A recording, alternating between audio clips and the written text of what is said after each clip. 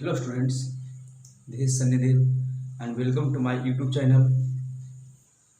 तो last video में हमने देखा था कि किस प्रकार से मोहम्मद गौरी और मोहम्मद गजनवी इंडिया पे अटैक किया था, इन्वेड किया था। उसका मेन पर्पज जैसे महमूद और गजनी जो था उसका मेन पर्पज था धन संपत्ति लूट करके यहाँ से ले जाना। उसके बाद जो यहाँ पर आया मोहम्मद गौरी तो इसका मेन पर्पस सिर्फ धन संपत्ति लूटना नहीं था, बल्कि यहाँ पर उसको जो अपना एम्पायर था उसको एक्सपेंड करना था, यहाँ पे मुस्लिम एम्पायर इस्टेब्लिश करना था।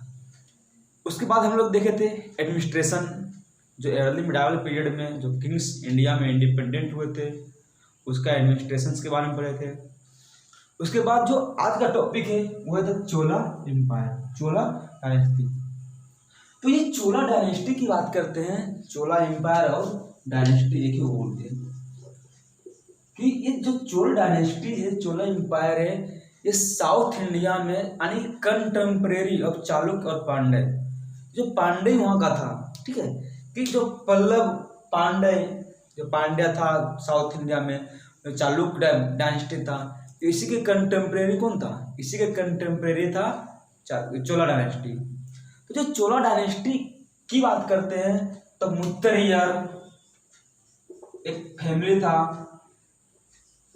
तो मुत्तरयार एक फैमिली था। इस फैमिली से क्या था कि मुत्तरयार एक प्रकार का मतलब एक छोटा सा स्मॉल फैमिली था।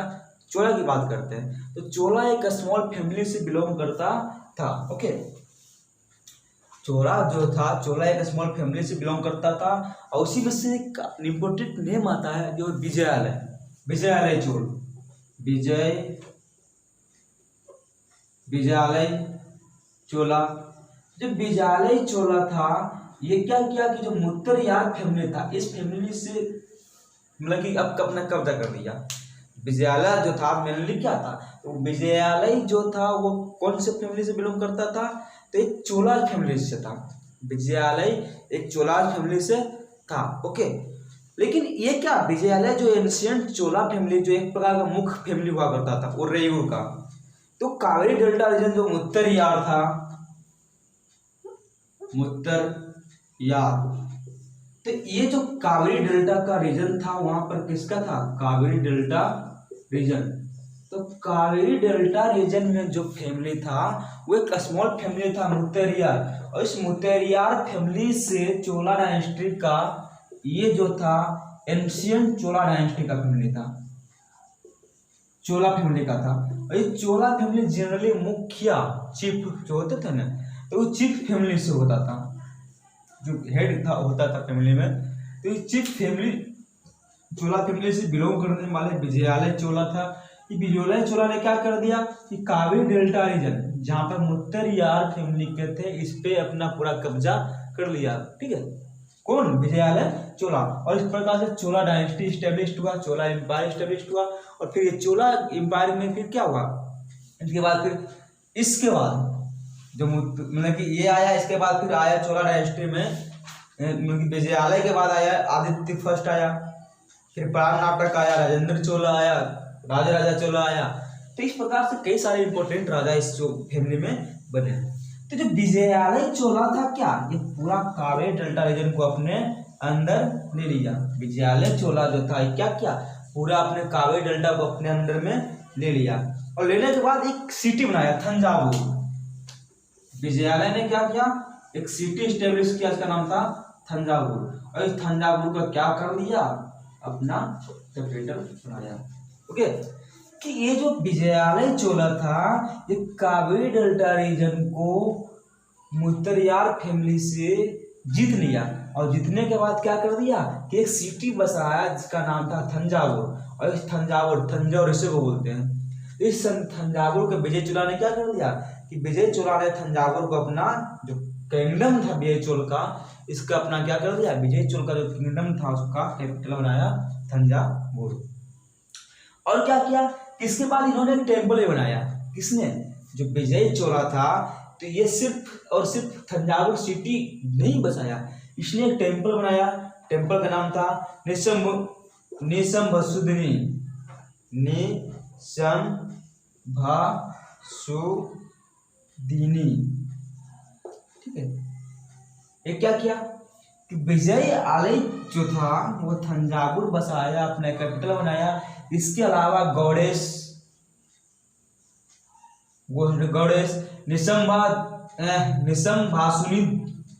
निसंभासुदिनी का क्या किया, देखो निसंभासुदिनी उस टाइम का एक गॉडेस, एक देवी थी, उसी का इन्होंने क्या किया, टेम्पल बनाया। कहाँ पर, थंजावुर में। तो ये जो टेम्पल था ये था थंजावुर में। तो थंजावुर का अपना कैपिटल सिटी बनाया अपना, फिर क्या किया, कैपिटल सिटी के साथ साथ वहां पर निसंभासुदिनी का टेम्पल बनाया। ओके, इसके बाद एक इस चोला डायनेस्टी की बात करते हैं तो राजा चोला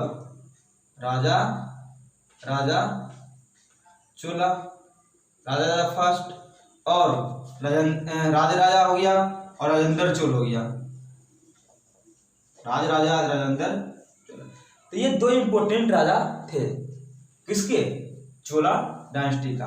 तो जो दो इंपोर्टेंट राजा की बात करते हैं, राजा चोला और राजेंद्र चोला।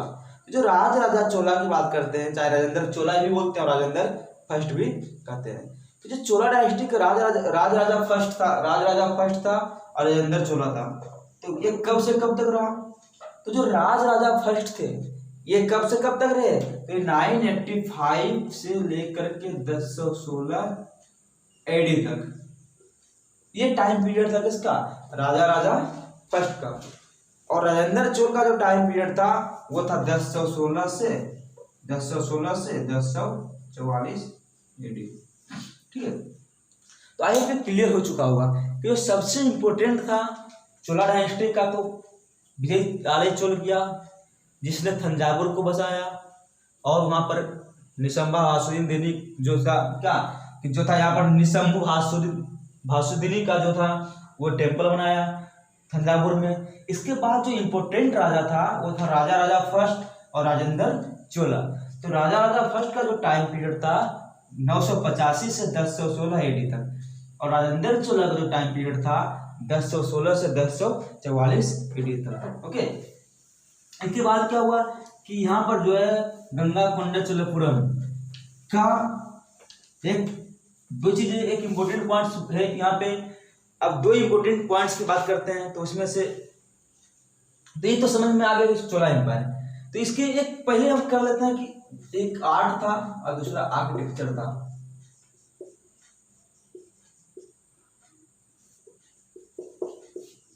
आर्ट एंड आर्किटेक्चर्स की बात करते हैं तो यहाँ पर बहुत सारे टेम्पल्स जो नगर स्टाइल में बनाया हुआ था, यानी कि जो नॉर्दर्न में बहुत सारे टेम्पल बनते थे उसी स्टाइल में यहाँ के बहुत सारे टेम्पल्स क्या थे जो बनाया हुआ था।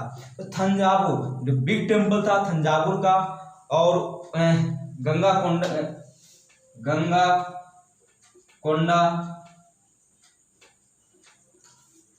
एक तो हो गया थंजावुर टेम्पल ऑफ, एक तो थंजावुर में एक टेम्पल बनाया, गंगईकोंडा चोलापुरम, पूरा एक वर्ड है। तो थंजावुर का टेम्पल और गंगईकोंडा चोलापुरम का टेम्पल ये बनाया किसने, तो ये बनाया राजा। ये किसने बनाया, तो ये राजा और राजेंद्र चोला। तो राजा बनाया किसका टेम्पल, थंजावुर का, और राजेंद्र चोला कहाँ बनाया, राजेंद्र चोला। तो राजा जो टेम्पल बनाया वो बनाया थंजावुर का। थंजावुर का जो बिग टेम्पल है वो बनाया राजा ने, और जो गंगईकोंडा चोलापुरम फिर से देखिए गंगईकोंडा चोलापुरम, इसका जो टेम्पल बनाया वो राजेंद्र चोला बनाया। तो ये दोनों पॉइंट्स क्लियर हो चुका है। जो चोला टेम्पल जनरली क्या था, तो जनरली चोला टेम्पल सेटलमेंट बन चुका था। तो ये सिर्फ कल्चर्स का या तो फिर सिर्फ रिलीजन का ही एक मेन सेंटर्स नहीं था, यानी कि न्यूक्लियस बन गया, कई सारे सेटलमेंट्स यहाँ पर होना स्टार्ट हो गया। तो एक प्रकार से देखा जाए कि मंदिर के आसपास ट्रेडर्स आना शुरू हो गए, यहाँ पर क्राफ्ट्समैन, बहुत सारे सवाल की जब बहुत सारे जगहों से लोग आते थे तो क्या होता था कि यहाँ पर लोग आने के बाद टेम्पल के पास आते थे तो जाने के लिए बहुत सारे सामान खरीदते थे, तो ट्रेडर्स बहुत सारे वहाँ पर आ गए, बस गए, क्राफ्ट्समैन पर्सन्स बस गए वहाँ पर, जो और भी चीज़ें क्या होने लगी, डेवलप होना शुरू हो गया। अरे जो क्राफ्ट पर्सन की यहाँ पर बहुत सारे लोग आने लगे, तो यहीं पर क्या होते थे, सब ट्रेडर्स क्राफ्ट्समैन पर्सन्स नए नए जो सब की मेटल्स के ब्रॉन्ज के चीज़ें बनाना स्टार्ट कर दिया और बना करके बेचना स्टार्ट कर दिया। तो इस प्रकार क्या हो गया कि यानी कि सेंटर्स इकोनॉमिकल सेंटर बन गया।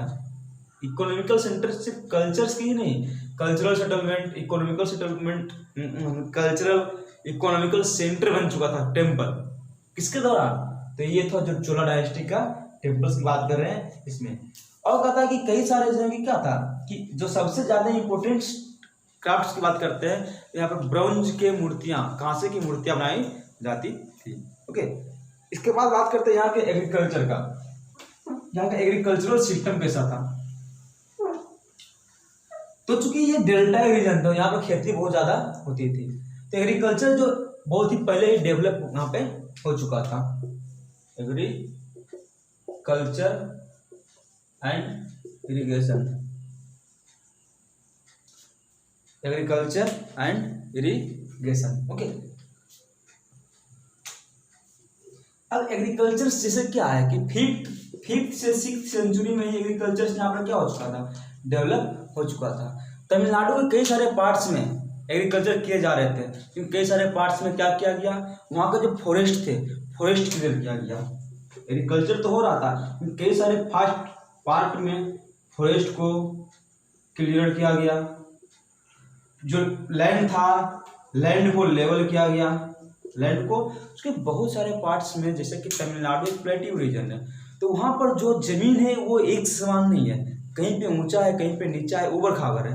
तो कई सारे पार्ट्स में जंगल को साफ किया गया, फिर उसको लैंड को प्लेन किया गया और वहाँ पे खेती किया जाना स्टार्ट हुआ। साल में 1 या 2 क्रॉप्स यहाँ पे खेती किए जाते थे।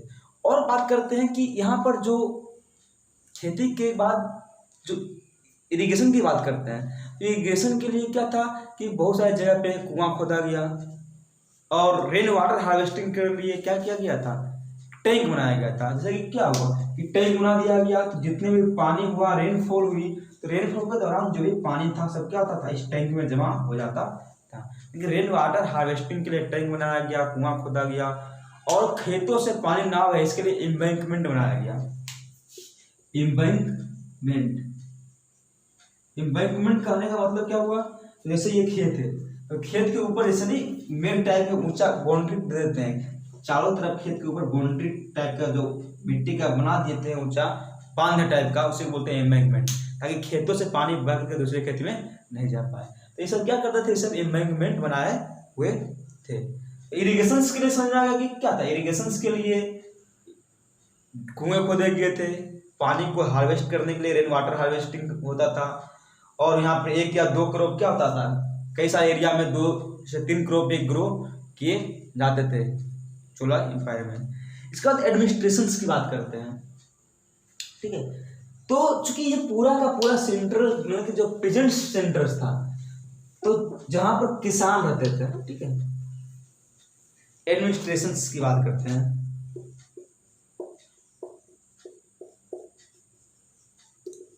अब देखिए एडमिनिस्ट्रेशन की बात करते हैं, तो अब बटा हुआ था मंडलम। क्या बटा हुआ था, मंडलम।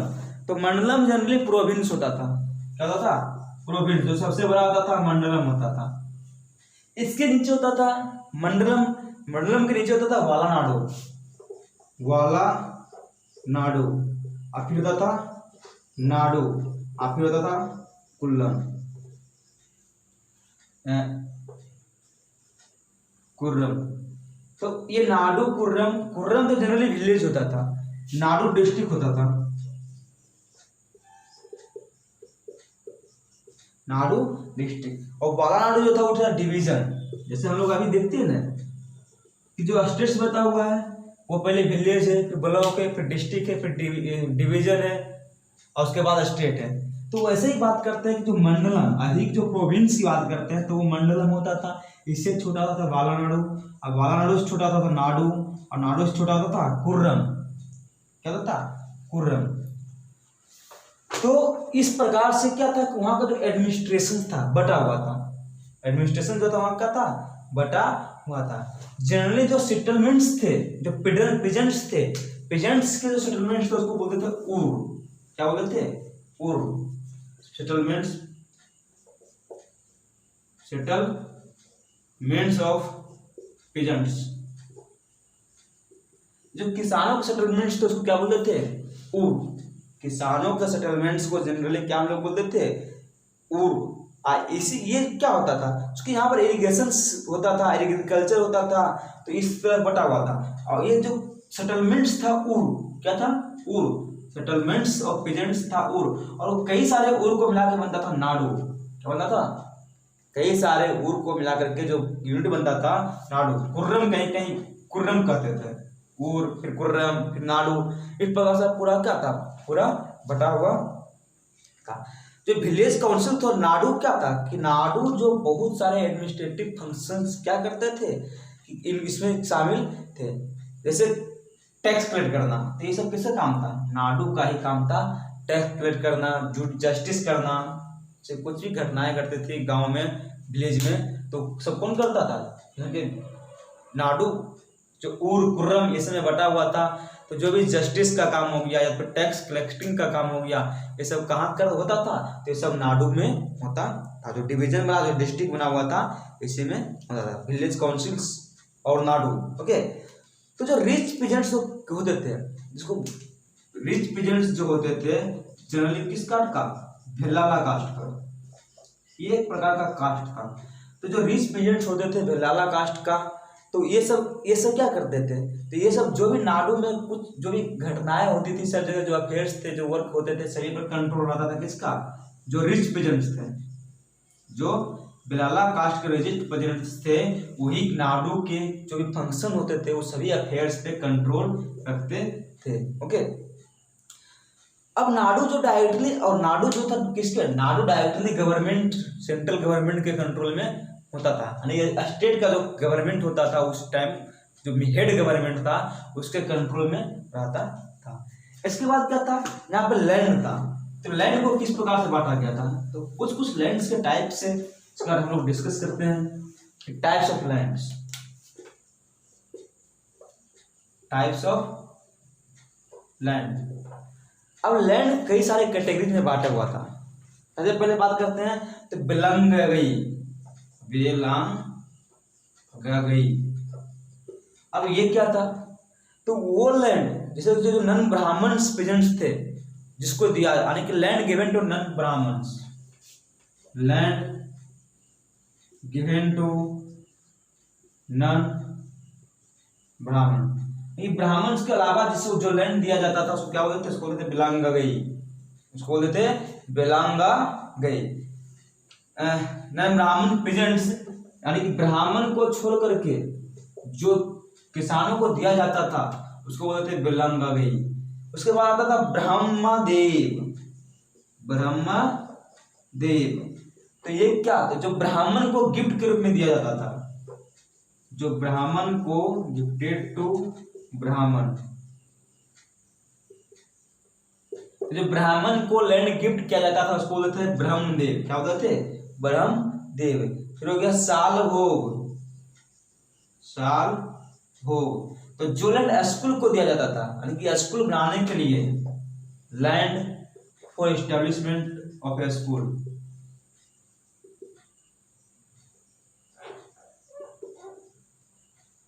तो स्कूल बनाने के लिए जो लैंड दिया जाता था उसको बोलते थे साला भोग। क्या बोलते थे उसको? साला भोग। और एक होता था देवदान, देवदान। तो देवदान किसको बोलते थे? तो जो टेम्पल, मंदिर बनाने के लिए, जैसे होता है बहुत सारे ट्रस्ट थे, मंदिर के ट्रस्ट के नाम पे दान दे दिया, तो वही देवदान जो मंदिर को दिया जाता था, लैंड गिफ्टेड टू टेम्पल्स, लेकिन नहीं कहते हैं कि दान के रूप में। अभी भी बहुत सारे जगह पैसे दान में दिया जाता है, मंदिर बनाने के लिए जमीन दान में दे दिए जाते हैं। तो लैंड गिफ्टेड टू टेम्पल्स। तो बहुत सारे स्कूल देखोगे, गवर्नमेंट स्कूल, कि स्कूल के नाम के आगे किसी न किसी आदमी का नाम लगा हुआ था, जैसे राम लखन सिंह यादव कॉलेज। तो राम लखन सिंह यादव क्यों लिखते हैं कॉलेज के आगे? क्योंकि वो उस आदमी का नाम है जो अपना जमीन गिफ्ट दे कर दिया, दान कर दिया कॉलेज बनाने के लिए। तो वैसे ही यहाँ पर भी दान होता था। जो मंदिर बनाने के लिए दान कर दिया था उसको बोलते थे देव दान। उसके बाद हो गया पल्ली चंदम। पल्ली चंदम, पल्ली चंदम किसको बोलते थे? तो पल्ली चंदम जो डोनेट किया जाता था जैन इंस्टीट्यूशंस के लिए, लैंड डोनेटेड टू जैन। तो उस टाइम भी जैन धर्म थे, जो जैन से रिलेटेड इंस्टीट्यूशंस थे उसके लिए जो लैंड दिया जाता था उसको बोलते हैं पल्ली चंदम, पल्ली चंदम। तो इस प्रकार से यहाँ का जो टाइप्स ऑफ लैंड से बटे हुए थे। ओके, और नेक्स्ट वीडियो में मैं मतलब कि ये चैप्टर्स कंप्लीट हो चुका है और नेक्स्ट वीडियो में शुरू करेंगे दिल्ली सल्तनत। ओके, और अभी तक आपने चैनल को सब्सक्राइब नहीं किया है तो प्लीज चैनल को सब्सक्राइब करें। Thank you.